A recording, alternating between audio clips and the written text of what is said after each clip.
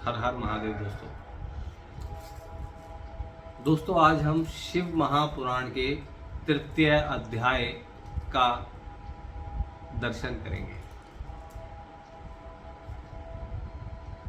तृतीय अध्याय में शौनक जी कहते हैं कि जो व्यक्ति अमृत का पान करता है वो भी इस संसार में मुक्ति नहीं पाता, लेकिन शिव कथा का अमृत पान करने मात्र से वो इस संसार से मुक्ति प्राप्त कर लेता है। शिव कथा ही एक ऐसा माध्यम है जिससे व्यक्ति मुक्ति को पा सकता है। इसी में सूत जी महाराज कथा कहते हैं आगे, और वो एक गुप्त कथा के बारे में इसमें बताते हैं, जिसमें वो बताते हैं कि एक समुद्र के किनारे बाष्कल नामक का एक गांव था, और उस गांव में जितने व्यक्ति थे वो बहुत सभी के सभी भ्रष्ट थे, दुर्बुद्धि थे और वैदिक धर्म से विमुख थे, महापापी थे, पशु बुद्धि थे।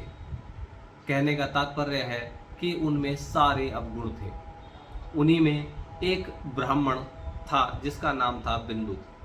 बिंदुक ब्राह्मण भी महापापी था, दुष्ट था, वैश्यगामी था, और उसने भी कोई ऐसा कर्म नहीं था बुरा जो उसने ना किया हो। उसकी एक पत्नी थी जिसका नाम था चंचुला।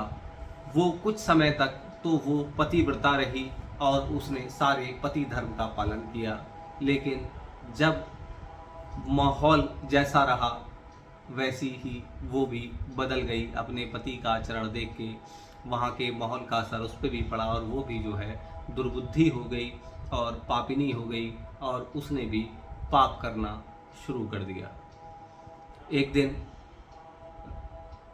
जो बिंदु था उसने अपनी पत्नी को किसी पर पुरुष के साथ देख लिया, और इस पर उसने बहुत क्रोध किया और उसके साथ हिंसा करने का भी प्रयास किया। पर इस पर उसने यानी कि चंचुला ने उसका विरोध करते हुए कहा कि इसका कारण मैं नहीं हूँ, इसके कारण आप हैं। अगर आपने मुझे समझा होता, आपने मेरी समस्याओं का कुछ समाधान किया होता तो मुझे ये कार्य, ये पाप मुझे ना करना पड़ता। इस पर बिंदु ने काफ़ी विचार किया और उसके बाद कहा कि तुम शायद सही कह रही हो, लेकिन अब एक काम करते हैं कि आप ये काम चंचुला तुम कंटिन्यू करो, तुम यही पाप करती रहो और खूब पाप करो, और लेकिन उसके साथ साथ धन भी कमाओ। उसे वो सुझाव दे रहा है कि तुम अब कुछ भी करो और धन कमाओ, और वो धन कमा के मुझे दो। पर पुरुषों से धन कमाओ और धन का कमा कर मुझे दो, जिससे तुम भी सुखी रहोगी और मैं भी सुखी रहूँगा। इसी प्रकार वो अपना जीवन व्यतीत करते रहे और पूरे जीवन एक भी अच्छा कार्य उन्होंने नहीं किया और पापगामी बने रहे। अंततः जब उसकी आयु पूर्ण हो गई और वह मृत्यु को प्राप्त हो गया, तब उसको नरक भोगना पड़ा, और नरक भोगने के बाद अपना नरक का समय पूर्ण करने के बाद वो मूढ़ बुद्धि बिंदु विंध्या पर्वत पर एक भयंकर पिशाच की योनि में उसने जन्म लिया। उधर चंचुला के बच्चे भी बड़े हो गए और चंचुला का यौवन भी जाता रहा, और अब वो वृद्ध हो चुकी थी। और एक दिन वो दैव योग से तीर्थ यात्रियों के साथ गोकर्ण क्षेत्र में चली गई। चलते चलते उसने वहाँ एक देव मंदिर देखा, और देव मंदिर में कुछ ब्राह्मण वहाँ शिव कथा कह रहे थे।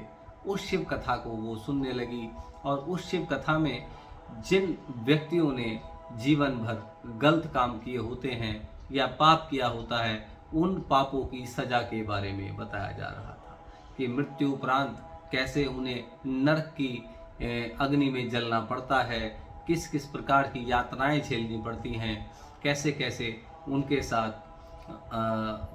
नरक में जाने पर नरक में उनके साथ करा जाता है ना।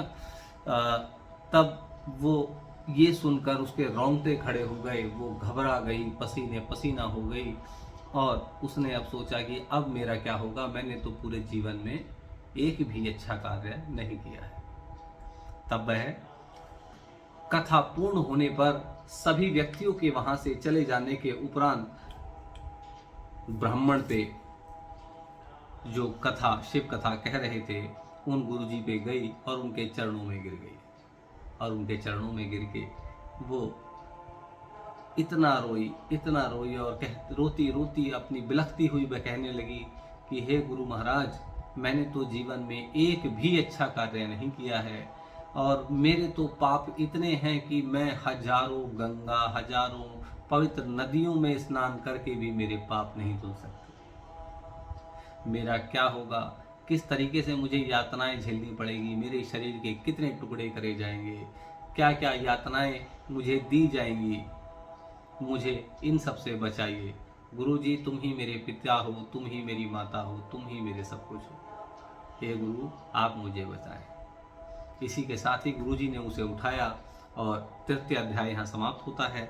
अगली कथा को शुरू करेंगे नए अध्याय के साथ। हर हर महादेव।